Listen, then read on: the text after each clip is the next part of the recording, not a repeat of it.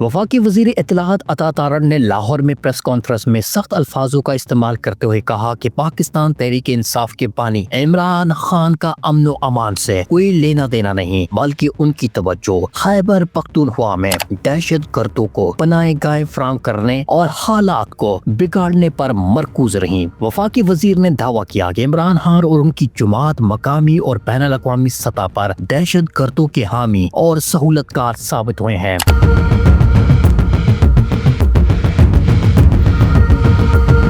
عطا تارڑ نے قوم کے شہداء اور ان کے خاندانوں کا حوالہ دیتے ہوئے کہا کہ ہم کس طرح اپنی بچیوں اور بیٹوں کی قربانی کو بھلا سکتے ہیں، اور ضمنی طور پر سوال اٹھایا کہ کوئی سیاسی مفاد اتنا بڑا ہو سکتا ہے کہ قوم کی قربانیوں کو فراموش کر دیا جائے۔ وزیر نے خیبر پختونخوا میں حالیہ سیاسی نامزدگیوں پر بھی شدید ملال کا اظہار کیا اور کہا کہ تحریک انصاف کے اندر ہی اس نامزدگی کے خلاف آوازیں اٹھ رہی ہیں۔ ان کا کہنا تھا کہ نامزدگی کا مقصد دراصل اس بات کو یقینی بنانا ہے کہ مقامی انتظامیہ اپنی بزدلی کی وجہ سے دہشت گردوں کے ساتھ نرم رویہ اختیار کرے۔ انہوں نے صاف کہا کہ ریاست پاکستان کسی بھی قیمت پر اس بات کی اجازت نہیں دے گی کہ کوئی سیاسی جماعت دہشت گردوں کو کھلے عام سہولت فراہم کرے۔ عطا تارڑ نے مسلح افواج اور سیکیورٹی اداروں کی قربانیوں کا ذکر کرتے ہوئے کہا کہ خیبر پختونخوا کی عوام نے آپریشن ضرب عضب اور رد الفساد میں نمایاں حصہ ڈالا اور اس سے دہشت گردی کو سخت دھچکا لگا۔ انہوں نے زور دے کر کہا کہ دہشت گردی کا مذہب یا دین نہیں ہوتا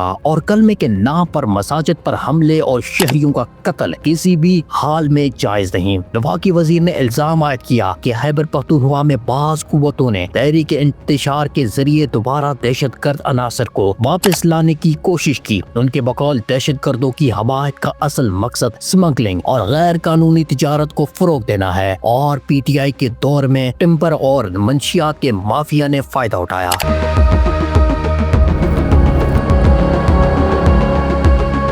انہوں نے داعیہ کے انداز میں عوامی نیشنل پارٹی کی قربانیوں کا خراج تحسین پیش کیا اور الزام لگایا کہ تحریک انصاف نے دہشت گردوں کا ہاتھ تھامے رکھا ہوا ہے۔ عطا تارڑ نے واضح کیا کہ دہشت گردی کے معاملے میں نیوٹرل پوزیشن ممکن نہیں، فیصلہ کرنا ہوگا کہ آپ دہشت گردوں کے ساتھ ہیں یا ان کے خلاف۔ انہوں نے اس تاثر کی تردید یا قبولیت کی طرف اشارہ کرتے ہوئے کہا کہ معاشرے میں یہ تاثر جنم لے رہا ہے کہ جمع ہونے والی عسکری قوتیں تحریک انصاف کی عسکری شاخ بنتی جا رہی ہیں اور ماحولیاتی روابط کی بدولت مافیا کے خلاف ٹھوس اقدامات نہیں اٹھا جا رہے۔ مزید انہوں نے یہ بھی کہا کہ اگر کوئی جیل میں بیٹھا شخص اپنی ذات یا اپنی جماعت کے مفاد میں قوم کو یا ملک کو نقصان پہنچانے کی کوشش کرے گا تو وہ ناقابل قبول ہوگا۔ انہوں نے سخت لہجے میں اختیار کرتے ہوئے کہا کہ ریاست نے واضح کر دیا کہ دہشت گردی کو ہر حال میں شکست دی جائے گی۔ وزیر اطلاعات کے ان بیانات نے سیاسی اور عوامی حلقوں میں بحث کو بھڑکا دیا۔ پی ٹی آئی اور حامیوں کی جانب سے ان الزامات کا جواب دینے کا امکان ہے،